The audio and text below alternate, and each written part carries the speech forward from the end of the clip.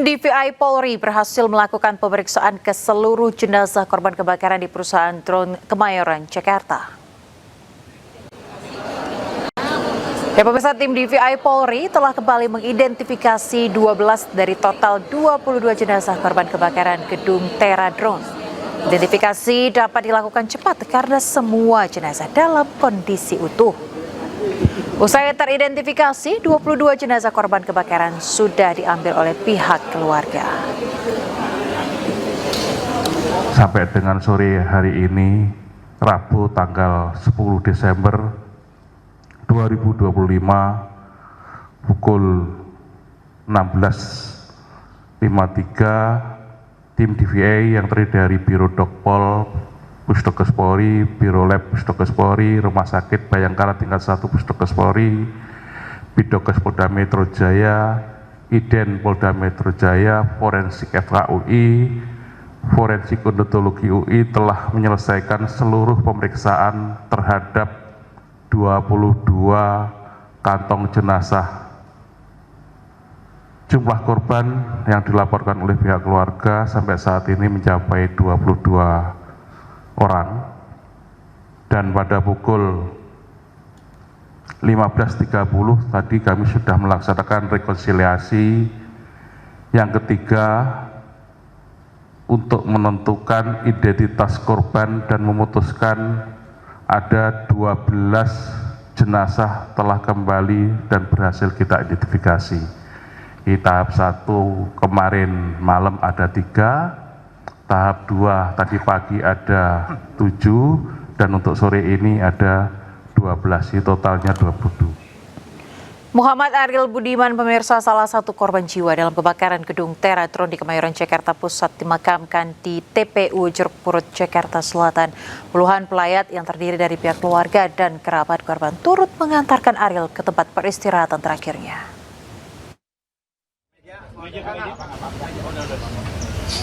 Setelah disemayamkan di rumah duka di Jalan Bangka 8, Mampang Perapatan, Jakarta Selatan, Muhammad Ariel Budiman, salah satu korban jiwa dalam kebakaran gedung Tera Drone di Kemayoran, Jakarta Pusat, dimakamkan di TPU Jeruk Purut, Pasar Minggu, Jakarta Selatan pada Rabu sore.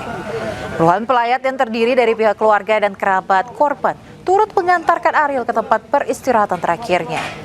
Paman almarhum mengatakan Ariel sudah 1 tahun bekerja sebagai staf keuangan.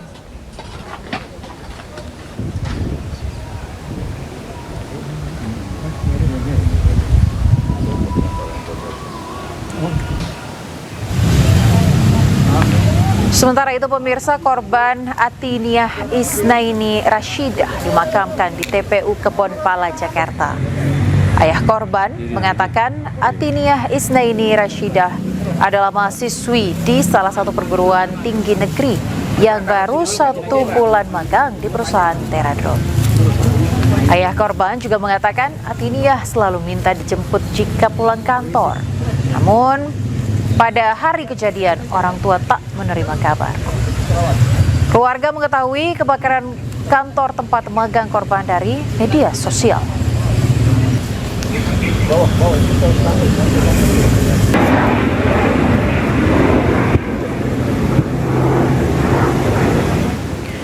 Pemirsa, Gubernur Jakarta Pramono Anung mengaku akan menanggung seluruh biaya korban kebakaran gedung Tera Drone, salah satunya biaya pemakaman korban. Pemerintah DKI Jakarta akan bertanggung jawab untuk seluruh korban pemakaman yang meninggal dunia berapapun jumlahnya. Yang kedua adalah yang luka dan sebagainya nanti akan dirujuk, dan kami pemerintah DKI Jakarta yang akan menyelesaikan bagi yang luka dan sebagainya. Orang tua korban kebakaran gedung Tera Drone akan minta tanggung jawab ke perusahaan atas kematian anaknya, pemirsa. Pihak gedung dianggap lalai karena tak ada sistem keselamatan kerja di gedung Tera Drone tersebut. Nggak nyampe.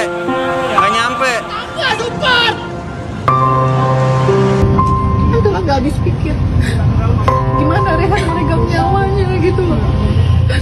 Kena asap ke lantai itu. Tangis seorang ibu dari salah satu korban pecah saat mengetahui anaknya meninggal dalam insiden kebakaran gedung Tera Drone Jakarta. Ibu korban Mimi Andriani Nasution mengatakan pertama kali mendapat informasi anaknya menjadi salah satu korban dari HRD. Mimi menyebut anaknya bekerja di gedung Teradron lantai 5. Mimi menyesalkan anaknya yang baru bekerja ini harus meninggal karena terjebak di gedung dan kehabisan oksigen. Ibu dari korban Raihan ini akan minta pertanggungjawaban terkait keselamatan kerja di gedung tersebut. Nah, pertanyaan saya itu tangga daruratnya di mana? Akses pintunya itu kan mati gitu. Mungkin di rumah sakit. Misalkan ini urusan ini selesai, saya mau minta pertanggungjawaban sama Teradronnya, pemilik gedungnya. Itu juga mungkin ada nanti dengan pihak-pihak keluarga yang lain untuk menuntut dan mempertanyakan. Oh, itu udah pasti. Ya emang sih ini udah takdirnya Allah ya. Kalau kita orang Islam pasti kan bilang ini udah takdir, emang udah jalannya. Tapi saya sebagai ibunya, saya nggak terima dong keselamatan kerjanya nggak ada sama sekali di situ. Kebakaran gedung Teradron terjadi pada Selasa. 22 orang meninggal dunia dalam peristiwa tersebut. Seluruh jenazah korban telah teridentifikasi. Tim Liputan iNews melaporkan.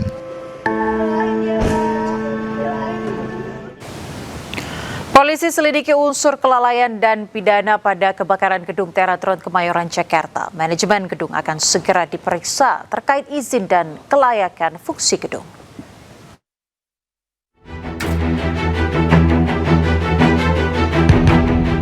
Polisi menyelidiki unsur pidana pada kebakaran gedung Teradron di Kemayoran, Jakarta Pusat.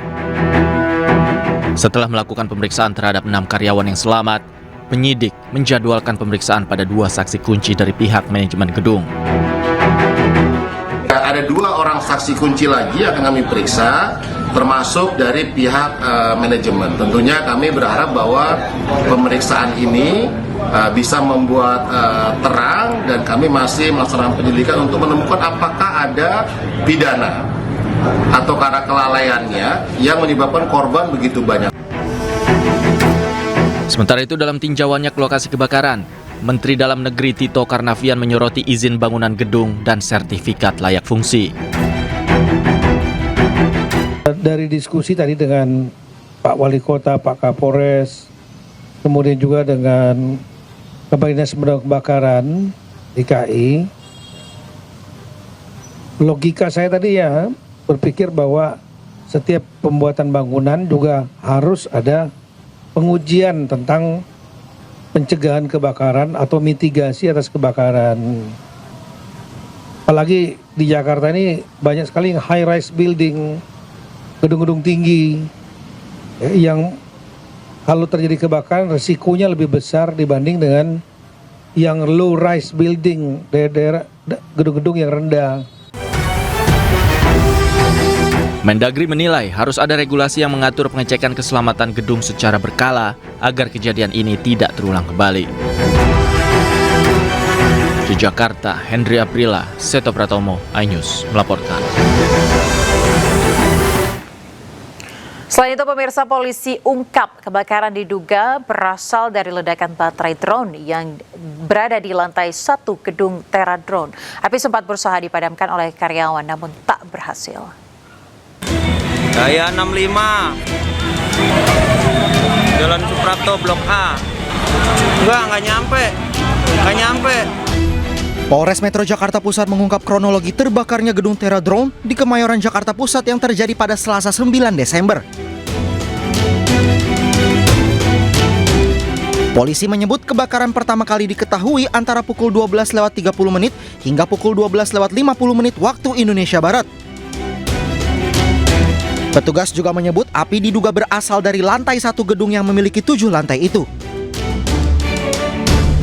Penyebab kebakaran diduga berasal dari ledakan baterai drone. Kebakaran sempat dipadamkan oleh salah satu karyawan namun tidak berhasil. Pukul 12.50 waktu Indonesia Barat, petugas yang tiba di lokasi langsung melakukan penanganan awal. Sebanyak 28 unit mobil pemadam kebakaran dan 101 personel dikerahkan ke lokasi. Sekitar pukul 15.00 waktu Indonesia Barat, api berhasil dipadamkan namun proses penyisiran korban masih terus berlangsung. Setelah api berhasil dikuasai, petugas kemudian mengevakuasi korban tewas dari bangunan yang terbakar. Hingga pukul 16:50 waktu Indonesia Barat, polisi mengonfirmasi korban meninggal sebanyak 22 orang, di mana 7 diantaranya laki-laki dan 15 lainnya perempuan termasuk 1 ibu hamil. Saat ini polisi masih menyelidiki kemungkinan adanya unsur kelalaian dalam kebakaran yang menghanguskan gedung Teradrone.